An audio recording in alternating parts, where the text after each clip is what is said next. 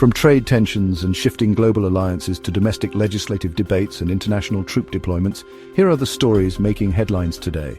This is your trusted global news update. Former US President Donald Trump is once again shaking the foundations of global trade, this time with renewed calls for sweeping tariffs on imports, including a proposed 60% tariff on Chinese goods. The aggressive stance is triggering alarm among key allies in Europe and Asia, many of whom see the tariffs as not only economically damaging but also diplomatically isolating. Trade experts warn that such moves could fracture the international economic system the US helped build and create a vacuum that China is eager to fill. Beijing is already deepening ties with countries through initiatives like the Belt and Road, and analysts say this could accelerate China's bid to reshape the global order to its advantage.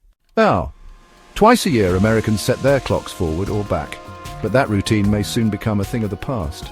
Lawmakers from both parties are pushing a bill to end the practice of daylight saving time, citing a growing body of research that links clock changes to negative health effects, increased traffic accidents, and diminished productivity. The proposed law would lock the nation into a single time year-round, either standard or daylight time, depending on the final version.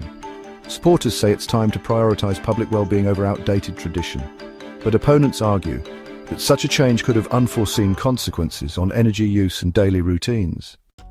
A controversial congressional probe targeting a prominent US university has been called off. The investigation, led by a House committee, had requested access to data and records related to students involved in pro-Palestinian protests on campus.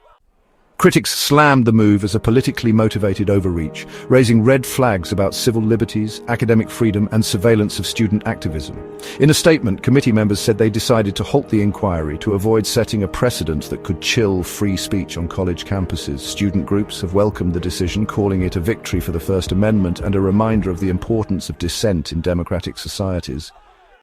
British boots could remain on the ground in Ukraine for up to 5 years.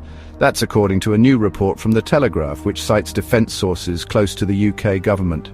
The move would mark one of the UK's most significant long-term military commitments since the Cold War, aiming to support Ukraine's defence capabilities and counter ongoing threats from Russia. While British forces are not expected to be engaged in frontline combat, their role would involve training, logistics, and coordination with NATO allies. Officials say the deployment is still under consideration and would depend on security developments and Ukraine's evolving needs. Russia has already criticized NATO's increasing footprint in the region, warning of further escalation, underscoring the high stakes of Western involvement.